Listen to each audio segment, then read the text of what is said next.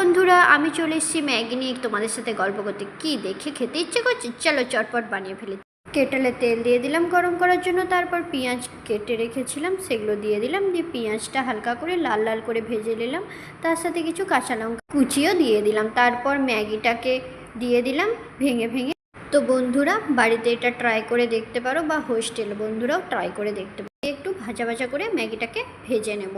ভেজে নেবার পরে একটু জল দিয়ে দিলাম, জল দিয়ে এরপর একটু নাড়াচাড়া করে তার মধ্যে যে ম্যাগির মশলাটা থাকে একটু ফুটে আসলেই ম্যাগির মশলাটা দিয়ে দিলাম। দেখো বন্ধুরা, ম্যাগির মশলাতে আবার নতুন করে একটা জিনিস দেখতে পেলাম আমি, সবুজ মটর দিয়েছে। বাহ, বেশ ভালোই হলো, আমাকে আর দোকান থেকে কিনে আনতে হলো না।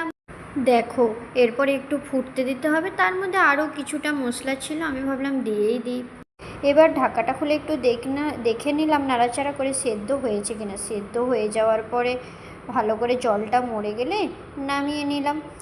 জানি অনেকেই ম্যাগি খেতে পছন্দ করে, আবার অনেকেই ম্যাগি খেতে পছন্দ করে না। এই খাবারটা বাচ্চারাই বেশি পছন্দ করে, তাহলে বাচ্চাদের টিফিনেও বানিয়ে দিতে পারেন হেলদি খাবার। কেমন লাগলো তাহলে বন্ধুরা জানিও।